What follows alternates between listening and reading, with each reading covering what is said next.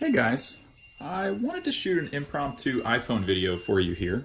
I'm setting up a new sauna today for testing, and I wanted to show you guys an observation. Let me shut these off because these are incredibly annoying.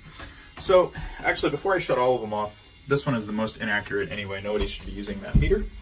By the way, a lot of people, you should be very leery and you should definitely do your due diligence when you see anyone posting a review video of infrared sauna EMF levels with just a Trifield meter and only having experience testing the sauna that they've personally bought, which is just one or two, and don't have any extensive experience or multiple meters to fact check what they're posting online. So it would appear that this sauna has a 4 to 5 milligauss magnetic field. This is by far the most accurate magnetic field meter. It's a Trifield UHS2 by Alpha Labs. This is okay. It's an updated Trifield TF2. We'll shut that off because it's annoying. And this is a gigahertz solutions. We've got about 500 nanotesla, which is about 5 milligauss. So I'm gonna go ahead and shut these off. The reason for me making this video is because I see tons of people paying attention to online reviews with nothing more than a person going into a sauna and showing them EMF levels from a Trifield meter. And there's tons of problems with that. The first problem is this particular meter cannot filter out dirty electricity or electric fields or other types of interference from magnetic fields.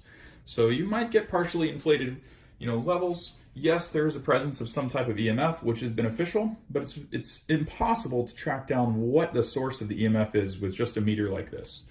So I would strongly urge you, the intention of the video is I would strongly urge you to be very weary of following online reviews, especially Facebook groups, Amazon reviews, anything like that, where there's just a person who bought a sauna and they expected something, and then you see them posting reviews of a Trifield meter, EMF level. Yes, it's probably not a good sauna for you to buy. There is some type of EMF level in there, but no, that is not a person or persons or group or forum or whatever that you would want to pay attention to try and quantify what's a safe sauna, what's a good sauna, what's not a good sauna. And I'm going to show you why here in a second. So it would appear that this sauna has a magnetic field in it of 4 to 5 milligauss, like I showed you before. However, and this is on the bench, so when we sit down on the sauna, we're sitting right next to this, and it would appear that it has, magnetic fields. And you see videos like this from people, all the time, where a building biologist will go in and do an EMF, assessment of someone's sauna, and they say that you should sit on the opposite side of the bench because the magnetic fields are lower. But they don't actually investigate, even though the heaters themselves or the wiring is not actually producing the EMF levels that they're saying. They just say that one side is better or one side is high. Now, I'm going to do a couple of things here, and I'm going to show you what the real cause of this magnetic field is. I'm going to shut the power off. I may have to stop the video for a second in order to,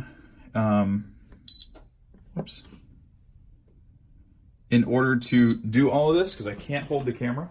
But I promise, there's no tomfoolery here. There's nothing that'll pull the wool over your eyes. And the meters don't lie. I mean, we've got meters for everything. I just wanted to make a little bit of an impromptu educational video. And I'm going to give you a little hint before I actually move the sauna. I don't know if you can see back there, but let me take you around the back and show you what's really going on.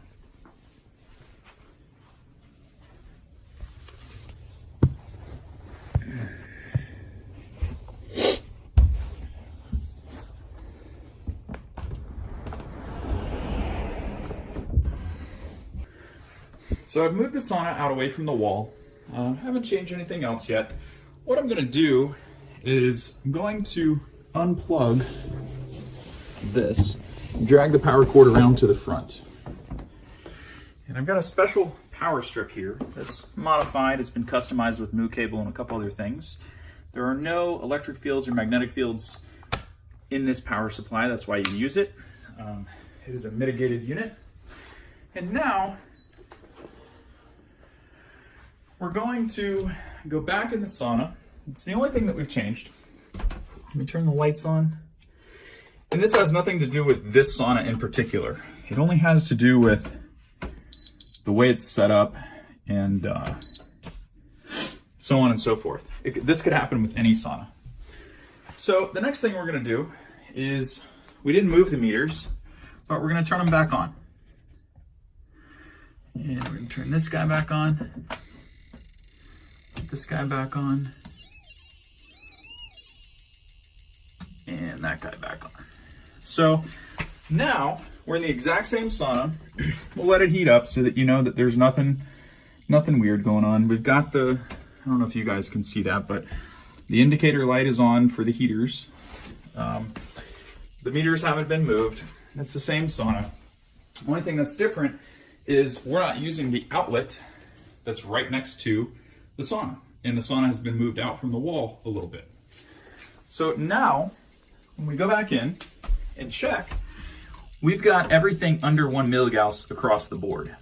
And so you can see that it's not the wiring in the walls of the sauna, it's not the power supply, and it's not the heaters that are producing the EMF. It is the supply cord or the outlet or whatever. Now you could check that. You know, we can, to be fair, we could check this and say, okay, that's got some EMF levels.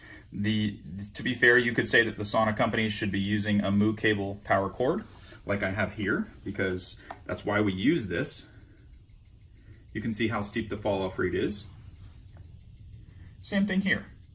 So the point of this is you can't blindly trust somebody with a Trifield meter that just goes in a sauna and, you know, goes to one side and says it's got higher EMFs than the other, and then, you know, tries to say that, you know, a sauna performs one way or the other without really investigating and seeing what's going on. So that's how easy it is to screw things up. And I could see somebody, you know, posting a review online with this meter, because, you know, we could go in there and show you the same exact thing. If I can get back here. Sorry guys, this is gonna be a little bit tight. So we can go back towards the outlet, you know, with the same exact meter, and you can see that there's 3-4 milligauss registering on there. I'm sorry I can't hold it in the same spot, but just to give you an example, and this is stuff you want to look out for. You want to be very wary of online reviews of infrared sauna levels. Now, Trifield meter is great for knowing if there's EMF present and then knowing when it's gone, but you really don't want to make a $5,000 purchase decision based off of something like that. So just a quick tip to be very mindful of how things are set up, and of people that are taking levels and posting reviews online that really aren't exactly sure what they're doing.